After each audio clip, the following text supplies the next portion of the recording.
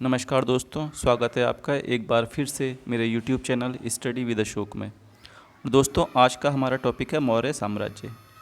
पिछले वीडियो में हमने प्राचीन भारत पर विदेशी आक्रमण पढ़ा था और आज हम पढ़ेंगे मौर्य साम्राज्य के बारे में। दोस्तों, मगध साम्राज्य के उदय ने अंततः मौर्य साम्राज्य की स्थापना का मार्ग प्रशस्त कर दिया और मौर्यों ने एक विशाल साम्राज्य की स्थापना कर राजनीतिक एकता स्थापित की थी। मौर्यों की उत्पत्ति के विषय में दोस्तों अलग अलग स्रोतों में अलग अलग बताया गया है। कोई इसे शूद्र मानता है तो कोई इन्हें क्षत्रिय मानते हैं। ठीक, यदि हम बात करें शूद्र उत्पत्ति संबंधी मान्यता तो ब्राह्मण साहित्य में मुद्रा राक्षस में इसे व्रसल कहा गया है, निम्न कुल का बताया गया है। विष्णु पुराण में भी इसे शूद्र बताया गया है, वृहत कथा मंजरी में शूद्र और कथित सागर में भी इसे शूद्र बताया गया है। क्षत्रिय इसे कौन मानता है तो जैन स्रोतों में इसे क्षत्रिय बताया गया है। मोर पालने वाला, बौद्ध स्रोतों में भी इसे क्षत्रिय बताया गया है। दिव्यावदान में बिंदुसार और अशोक को क्षत्रिय कहा गया है और अधिकांश विद्वान इनको क्षत्रिय ही मानते हैं।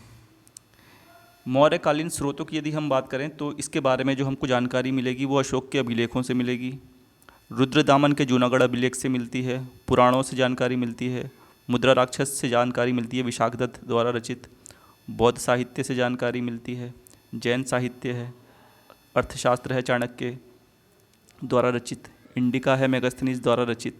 ठीक है, तो हम शुरू करते हैं मौर्य वंश। दोस्तों, मौर्य वंश में जो मुख्य शासक होंगे वो चंद्रगुप्त मौर्य, बिंदुसार, अशोक यही हैं। ठीक है, लेकिन यदि हम इसके पूरे उत्तराधिकारियों की बात करें तो सबसे पहले आएगा चंद्रगुप्त संस्थापक, उसके बाद इसका पुत्र आएगा बिंदुसार। ठीक है, और चंद्रगुप्त को भारत का मुक्तिदाता भी कहा जाता है। इसके बाद बिंदुसार आएगा, ये दोस्तों आजीवक संप्रदाय को मानता है। चंद्रगुप्त जैन धर्म को मानता था और अशोक ये है बौद्ध धर्म का। ठीक, उसके बाद आएगा अशोक का पुत्र कुणाल, उसके बाद फिर दशरथ, फिर संप्रति, उसके बाद इसका पुत्र सालिसुख, उसके बाद देववर्मन, उसके बाद शतधनुष और अंतिम जो होगा वो होगा बृहदर्थ। ठीक दोस्तों, इसके बाद यदि हम देखें तो चंद्रगुप्त मौर्य हम सबसे पहले पढ़ेंगे। चंद्रगुप्त मौर्य का जो शासनकाल है वो 322 से 298 ईसा पूर्व तक है। चंद्रगुप्त मौर्य ने चाणक्य की सहायता से नंद वंश के शासक गणानंद की हत्या कर मौर्य साम्राज्य की स्थापना की। इसका जो प्रधानमंत्री था वो कौन था? कौटिल्य, जिसका दूसरा नाम चाणक्य भी है और इसे विष्णुगुप्त भी कहा जाता है और इसको भारत का मैकियावेली भी कहा जाता है। दोस्तों, चाणक्य को पुराणों में द्विजर्षभ भी कहा गया है, जिसका अर्थ होता है श्रेष्ठ ब्राह्मण। चंद्रगुप्त मौर्यों की राजधानी हम देखें तो राजधानी इनकी पाटलिपुत्र है, राजकीय चिन्ह इनका मयूर और भाषा इनकी पाली। शिक्षा का जो मुख्य केंद्र था वो था तक्षशिला। अच्छा, इसके जो अभिलेख हैं उनमें अलग अलग नाम मिलते हैं इसके। ठीक, सैंड्रोकोट्स ने इसको सर्वप्रथम सैंड्रोकोट्स नाम से पहचान हुई है इसकी, और सर विलियम जोन्स ने सबसे पहले इसकी पहचान की सैंड्रोकोट्स को कि ये ही चंद्रगुप्त मौर्य है। उसके बाद इसका नाम मिलता है एंड्रोकोट्स, इसे एप्पियानस और प्लूटार्क के ग्रंथों में मिलता है। चंद्रगुप्त मान का नाम मिलता है जूनागढ़ के अभिलेख में। ठीक, और इन तीनों को ही, ठीक है, ये तीनों नाम एक हैं। ये स्ट्रैबो, एरियन और जस्टिन, इन लोगों ने बताया कि ये तीनों नाम एक ही व्यक्ति के हैं। सैंड्रोकोप्टस में इसका नाम निरियाकस मिलता है, मतलब सैंड्रोकोप्ट्स नाम मिलता है, ये निरियाकस ने बताया। ठीक है, पॉलीब्रोथस इसको पाटलिपुत्र कहा गया है, ये स्ट्रैबो ने बताया। ठीक है, और इसका जो विवाह है वो हेलना नामक सेल्यूकस की पुत्री होती है, जिसका एक अन्य नाम भी कार्नेलिया है। चंद्रगुप्त मौर्य ने व्यापक विजय करके प्रथम अखिल भारतीय साम्राज्य की स्थापना की थी। दोस्तों, इसने यूनानी शासक सेल्यूकस निकेटर को पराजित किया था। सेल्यूकस निकेटर ने मेगास्थनीज को अपने राजदूत के रूप में चंद्रगुप्त मौर्य के दरबार में भेजा था। साम्राज्य का विस्तार इसका है उत्तर पश्चिम में हिंदू कुश से लेकर दक्षिण में उत्तरी कर्नाटक तक और पूर्व में मगध से लेकर पश्चिम में सौराष्ट्र तक। ठीक है दोस्तों, ये जैन धर्म का उपासक था और इसका सेल्यूकस से युद्ध होता है 305 या 304 बीसी के आसपास की बात है और इसमें सेल्यूकस निकेटर पराजित हो जाता है। संधि के स्वरूप इनका चंद्रगुप्त मौर्य का इसकी पुत्री से विवाह होता है और इस विवाह का उल्लेख एप्पियानस ने किया है। ठीक है, और ये पहला अंतर्राष्ट्रीय विवाह भी कहा जाता है। प्लूटार्क के अनुसार चंद्रगुप्त ने सेल्यूकस को 500 हाथी उपहार में दिए, तो वहीं सेल्यूकस ने दहेज में चंद्रगुप्त को 4 राज्य दिए थे, जिसमें एरिया हेरात का क्षेत्र है, अराकोशिया कंधार का क्षेत्र है, जेड्रोसिया या गैड्रोसिया ये मकरान तट है, और पेरिप्नेसदाई ये काबुल का क्षेत्र है। दोस्तों, चंद्रगुप्त के सोहगोरा तथा महास्थान अभिलेख से मौर्य शासन की अकाल संहिता का बोध होता है। और दोस्तों, चंद्रगुप्त मौर्य अपने अंतिम दिनों में ये भद्रबाहु से शिक्षा प्राप्त करके श्रवणबेलगोला में, ये कर्नाटक में जगह पड़ती है, वहाँ संलेखना पद्धति से इसने अपना शरीर त्याग दिया था। ठीक, इसके बाद जो दोस्तों आएगा, इसका पुत्र आएगा बिंदुसार। इसके शासन का समय है 298 BC से 273 BC, और इसकी माता का नाम है दुर्धरा। और इसके यदि हम अन्य नामों की बात करें तो बिंदुसार इसका नाम पड़ा था। इसके पैदा होने पर इसके माथे पर एक बिंदु था। अमित्रोचेट्स और अमित्रघात ये यूनानियों के द्वारा दिया गया नाम है, और इसका अर्थ होता है शत्रुओं का नाश करने वाला। सिंहसेन ये जैन ग्रंथों में से सिंहसेन कहा गया है। प्रमुख राजदूत इसके दरबार में जो आए थे वो सीरिया का शासक आया था, एंटियोकस, ठीक है, जिसे एंटियोकस ने भेजा था, और ये था डाइमेकस। दूसरा था मिस्र शासक फिलाडेल्फस ने भेजा था, इसका नाम था डायोनिसस। इन दोनों को बिंदुसार के दरबार में भेजा था। बिंदुसार ने एंटियोकस से 3 वस्तुएं मांगने की फरमाइश की, जिसमें एक मदिरा थी, दूसरा सूखी अंजीर और दार्शनिक। ठीक है, तो ये दोनों तो दे दी इसने, लेकिन दार्शनिक कैसे दे सकता भाई कोई, तो उसकी इच्छा पर डिपेंड करेगा ना दार्शनिक की। दिव्यावतारों के अनुसार बिंदुसार आजीवक संप्रदाय, जिसकी शुरुआत मक्खीलाल घोषाल ने की थी, उसको मानता था। ठीक है, तथा धर्म सहिष्णु था। बिंदुसार का संबंध आजीवक संप्रदाय के पिंगल वत्स, एक ज्योतिष थे, ठीक है, उनसे था, और इसी ज्योतिष ने अशोक के सम्राट बनने की भविष्यवाणी की थी। बिंदुसार की मंत्रिपरिषद सबसे बड़ी थी, जिसमें 500 सदस्य थे। इसके प्रमुख खल्लाटक थे, और बिंदुसार को तारानाथ ने, जो कि एक बौद्ध विद्वान थे, 16 राज्यों का विजेता बताया है। बिंदुसार ने 2 समुद्रों के बीच की भूमि समेत 16 राज्यों को जीता था, और बिंदुसार की मृत्यु 273 BC में हो जाती है। इसके बाद दोस्तों जो अगला शासक आएगा वो आएगा अशोक। अशोक का समय है 273 से 232 BC, और सिंगली अनुश्रुति के अनुसार अशोक अपने 99 भाइयों की हत्या कर सिंहासन पर बैठा था। इसकी माता का नाम सुभद्रांगी था, और पत्नियां इसकी कई सारी थीं। इसमें से जो पहली पत्नी थी वो उसका नाम था देवी, और जो महेंद्र और संघमित्रा हुए थे वो उसी से पैदा हुए थे। इसकी अन्य पत्नियों में तिस्रक्षिता है, असंधिमिता है, पद्मावती है, और कारुवाकी है। जो रुम्मनदेही अभिलेख है उसमें इसका वर्णन है कारुवाकी का, इसलिए उसे रानी का अभिलेख भी कहा जाता है। ठीक है, अशोक के यदि हम अन्य नामों की बात करें तो मास्की कर्नाटक में है। इस अभिलेख में इसने अपने को बुद्ध शाक्य कहा है। गुर्जरा अभिलेख में इसका नाम अशोक मिलता है। रुद्रदामन का जूनागढ़ अभिलेख है, इसमें इसका नाम अशोक मिलता है। और नैतूर या उदयगोलम जो अभिलेख है वहाँ पर भी इसका नाम अशोक मिलता है हमें। भाब्रू या वैराट अभिलेख में इसे प्रियदर्शी कहा गया है। ठीक है, इसमें त्रिरत्न का भी उल्लेख है। बौद्ध धर्म के त्रिरत्न हैं बुद्ध, धम्म और संघ, उनका उल्लेख है। पुराणों में इसे अशोकवर्धन कहा गया है। दोस्तों, राज्याभिषेक से पूर्व अशोक उज्जैन का राज्यपाल था। ठीक है, और अशोक ने कश्मीर में श्रीनगर की स्थापना भी की थी। अशोक ने 261 BC में राज्याभिषेक के 8वें वर्ष कलिंग पर आक्रमण किया था, और कलिंग के शासक नंदराज को हराया था। कलिंग युद्ध में हुए भीषण रक्तपात को देखकर अशोक ने युद्ध नीति का परित्याग कर दिया, और इस युद्ध का वर्णन अशोक के 13वें शिलालेख में है। और इसी युद्ध में 1 लाख लोगों की मृत्यु हुई थी, और लगभग 1.5 लाख लोग बंदी बना लिए गए थे। युद्ध के कारणों की यदि हम बात करें तो इसके मुख्य कारण थे कि ये दक्षिण भारत से अच्छे संबंध स्थापित करना चाहता था, सुरक्षा की दृष्टि से व्यापार में वृद्धि करना चाहता था, स्थल एवं समुद्री मार्ग, ठीक है, दोनों पर विस्तार करना चाहता था, और हाथियों के लिए भी कलिंग युद्ध प्रसिद्ध था कि ये हाथियों के लिए हुआ था। निग्रोध नामक भिक्षु ने अशोक को बौद्ध धर्म में दीक्षित किया था, लेकिन मोगली पुत्र तीस के प्रभाव से अशोक पूर्ण रूप से बौद्ध हो गया था। बौद्ध धर्म अपनाने के बाद अशोक ने धम्म नीति का अनुसरण किया। दोस्तों, धम्म से अर्थ है धर्म से, तथा अपनी जनता को नैतिक शिक्षा देने का प्रयास किया। अशोक ने 10वें वर्ष बोध गया और 20वें वर्ष लुम्बिनी ग्राम की यात्रा कर लुम्बिनी को कर मुक्त घोषित कर दिया था। अशोक का बौद्ध होने का सबसे प्रबल प्रमाण हमें भाब्रू शिलालेख में मिलेगा।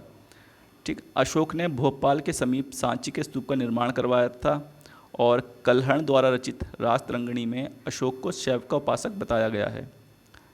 शासनादेशों को शिलाओं पर खुदवाने वाला प्रथम भारतीय शासक अशोक था, और ये कला इन्होंने यूनानियों से सीखी थी, डेमेट्रियस फर्स्ट से। ठीक है। और अशोक ने अपने पुत्र महेंद्र और पुत्री संघमित्रा को बौद्ध धर्म के प्रचार के लिए श्रीलंका भेजा था।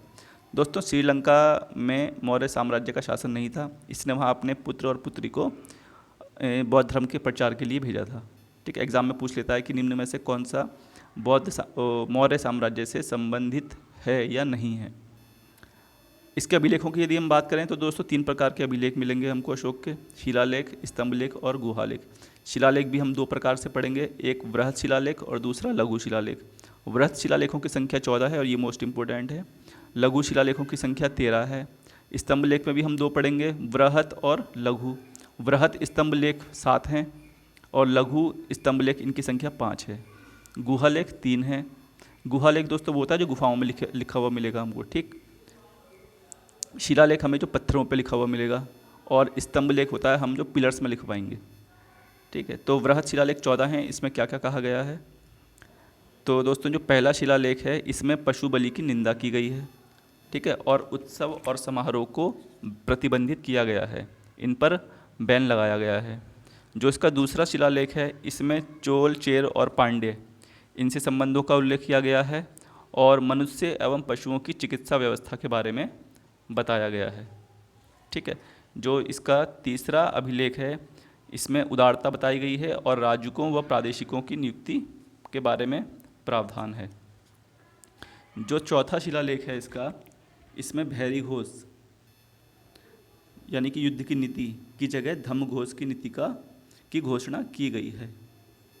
दोस्तों 5वां जो इसका शिलालेख है इसमें धम्म महामात्र की नियुक्ति और समाज व वर्ण व्यवस्था का उल्लेख किया गया है। ठीक है। जो इसका छठा अभिलेख है उसमें राजा के पास किसी भी समय सूचना लाने का अधिकार दिया गया है। इसमें महामात्यों के लिए ये आदेश दिया गया है। ठीक है।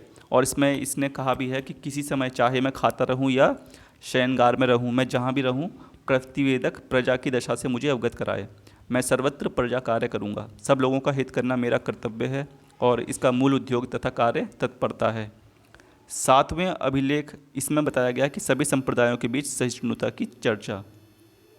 ठीक है। 8वें अभिलेख में सम्राट की धर्म यात्राओं का वर्णन किया गया है। ठीक है। और 9वें में शिष्टाचार की व्याख्या, ठीक है, समारोहों की निंदा की गई है 9वें अभिलेख में। इसमें बताया गया कि जन्म, बीमारी या विवाह के बाद जो भी समारोह हैं उनकी निंदा की गई है। ठीक है। और 10वें अभिलेख में इसमें धम्म नीति की श्रेष्ठता पर बल और ख्याति गौरव की निंदा की गई है। 11वें अभिलेख में धम्म नीति की व्याख्या की गई है और ये सबसे बड़ा अभिलेख है। 12वें अभिलेख में इसने सर्वधर्म संभाव की चर्चा की है और 13वें अभिलेख में कलिंग युद्ध का वर्णन किया गया है। ठीक। इसने कलिंग की लड़ाई और वहाँ के विनाश का वर्णन किया है इसमें। ये अशोक के युद्ध विरोधी विचार हैं इस शिलालेख में। ठीक। और 14वां जो है सबसे लास्ट, इसमें धार्मिक जीवन जीने की प्रेरणा दी गई है। ठीक। और इसके बाद आएंगे हम इसके वृहत स्तंभ लेख में। तो जो पहला है वो मेरठ स्तंभ लेख है। ये पहले मेरठ में था और बाद में फिरोज शाह तुगलक द्वारा दिल्ली लाया गया। दूसरा है टोपरा स्तंभ लेख। ये टोपरा यानी कि हरियाणा से दिल्ली फिरोज शाह तुगलक द्वारा लाया गया। तीसरा है प्रयाग स्तंभ लेख। ये कौशाम्बी इलाहाबाद से इलाहाबाद के किले में अकबर द्वारा शिफ्ट किया गया था और इसमें चेतावनी दी गई है कि यदि कोई भिक्षुणी संघ को भंग करने का प्रयास करेगा तो उसे श्वेत वस्त्र पहनाकर संघ से बाहर निकाल दिया जाएगा। दोस्तों चौथा है लौरिया नंदनगढ़ स्तंभ लेख। ये चंपारण बिहार में स्थित है और इस पर मयूर का चित्र है। 5वां है लौरिया अरारिज स्तंभ लेख और ये भी चंपारण बिहार में स्थित है। छठा है रामपुरवा स्तंभ लेख। इसमें 2 स्तंभ मिले हैं, एक लेख युक्त है और दूसरा लेख विहीन है। एक में लिखा हुआ है सिंह की आकृति मिली है हमें और ये वर्तमान में राष्ट्रपति भवन में स्थित है। दूसरा है लेख विहीन और इसमें वृषभ की आकृति मिली है। दोस्तों गुहालेख की बात करें तो दक्षिण बिहार के गया जिले में स्थित बराबर नामक पहाड़ी को काटकर गुफाओं की दीवारों पर अशोक के लेख उत्कीर्ण मिले हैं। इसमें पहला है नयग्रोध या सुरामा गुहा, ठीक है, दूसरा है विश्व झोपड़ी गुहा और तीसरा है कर्ण चौपड़ गुफा या गुहा। दोस्तों इनकी भाषा प्राकृत और लिपि ब्राह्मी है। अच्छा, केवल 2 अभिलेख हमको मिलते हैं, पहला शहबाजगढ़ी से, ठीक, शहबाजगढ़ी जो अफ़गानिस्तान में है, और दूसरा मानसेहरा, ये पाकिस्तान और अफ़गानिस्तान की सीमा पर है। केवल ये 2 मिले हैं जो किस में है, खरोष्ठी लिपि में है, बाकी सारे के सारे किस में हैं, ब्राह्मी लिपि में है। ठीक, अशोक के सभी अभिलेखों का विषय दोस्तों है प्रशासनिक। केवल रुम्मीनदेही अभिलेख का विषय कैसा है, आर्थिक, और इसमें बुद्ध के जन्मस्थल की जानकारी भी दी गई है। दोस्तों ये रुम्मीनदेही अशोक की पत्नी जो बताया था मैंने पीछे, उससे संबंधित है। ठीक है, इसे रानी का अभिलेख भी कहा जाता है, कारुवकी जो उसकी पत्नी थी। ठीक है, मौर्य प्रशासन की जानकारी हमको मिलेगी दोस्तों। अगर हम प्रशासन की जानकारी देखें तो मेगास्थनीज के इंडिका से मिलेगी, कौटिल्य के अर्थशास्त्र से, अशोक के अभिलेखों से। ठीक दोस्तों, मौर्य प्रशासन में ही पहली बार राजनीतिक एकता देखने को मिलती है। भारत की प्रथम केंद्रीकृत प्रशासन की शुरुआत अशोक ने की। इसको भारत का राष्ट्रीय सम्राट कहा जाता है। और यदि हम प्रथम सम्राट की बात करें तो चंद्रगुप्त मौर्य। कौटिल्य ने अर्थशास्त्र में राज्य के सप्तांग सिद्धांत का प्रतिपादन किया है, जो इस प्रकार हैं: राजा, अमात्य, जनपद, दुर्ग, कोष, सेना, मित्र। इनका क्रम भी पूछ लेता है कि 6ठे नंबर का कौन है, 7वें नंबर का कौन है। शीर्ष अधिकारियों को तीर्थ कहा जाता था। इनकी संख्या 18 थी। तो कौन कौन थे वो अधिकारी, देखते हैं। तो दोस्तों 18 के 18 तीर्थ हैं और उनसे संबंधित विभाग या कार्य हमने बताए हैं। जो पहला है उसको मंत्री या पुरोहित कहा जाता है, और ये प्रधानमंत्री तथा प्रमुख धर्माधिकारी होता है।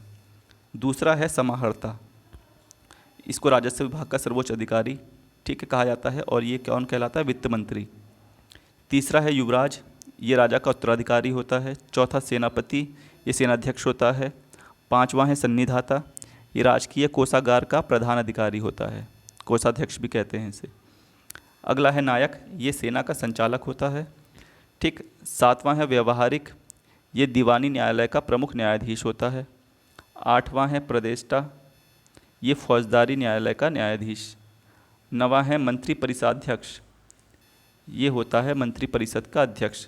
और अगला था कर्मांतिक, ये था उद्योग धंधों का प्रधान निरीक्षक। अगला था प्रशास्ता, ये राजकीय आज्ञाओं को लिपिबद्ध करने तथा राजकोषीय दस्तावेजों को सुरक्षित रखने वाला। 12वां था दंडपाल, और ये सैन्य सामग्री का प्रबंध करने वाला अधिकारी था। दुर्गपाल देश के भीतरी दुर्गों का प्रबंधक था, और अंतपाल सीमावर्ती दुर्गों का रक्षक। नागरक दोस्तों नगर का सर्वोच्च अधिकारी था। अंतर्वशिक ये सम्राट का अंगरक्षक था और सेना का प्रधान भी था। आठविक दोस्तों वन विभाग का सर्वोच्च अधिकारी था। और द्वारिक ये राजमहल का प्रबंध और देखरेख करने वाला अधिकारी था। प्रमुख अध्यक्ष और उनके विभाग की यदि हम बात करें तो दोस्तों सीताध्यक्ष ये था कृषि विभाग का अध्यक्ष। ठीक है, आकाराध्यक्ष ये खानों का अध्यक्ष था, जो माइंस वगैरह होती थी। मुद्राध्यक्ष ये पासपोर्ट विभाग का अध्यक्ष था। शुल्काध्यक्ष ये व्यापारिक कर का प्रधान था। अगला है संस्थाध्यक्ष, यह व्यापारिक मार्गों का अध्यक्ष था। लक्षणाध्यक्ष ये मुद्रा विभाग या टकसाल का प्रधान, जहाँ छपाई होती थी इनके मुद्राएं वगैरह।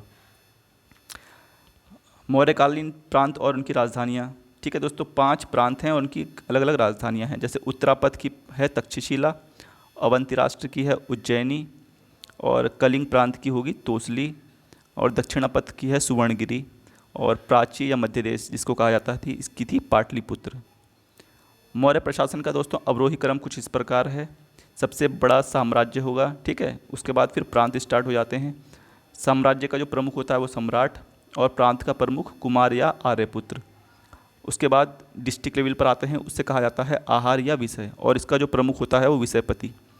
उसके बाद ग्रामों को कई भागों में बांटा गया है। स्थानीय की बात करें तो ये 800 ग्रामों का समूह था। द्रोणमुख ये 400 गांवों का समूह था। खारवटिक ये 200 गांवों का समूह, और उसके बाद संग्रहण ये 10 ग्रामों का समूह, और ग्राम की यदि बात करें तो इसका प्रमुख कहलाता था ग्रामिक। नगर प्रशासन 6 समितियों द्वारा चलाया जाता था।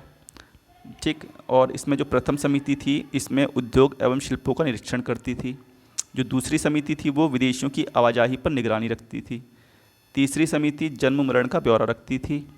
चौथी समिति व्यापार या वाणिज्य की देखभाल करती थी। और 5वीं समिति वस्तुओं के विक्रय का निरीक्षण करती थी। और छठी समिति बिक्री या कर वसूल करने से संबंधित थी।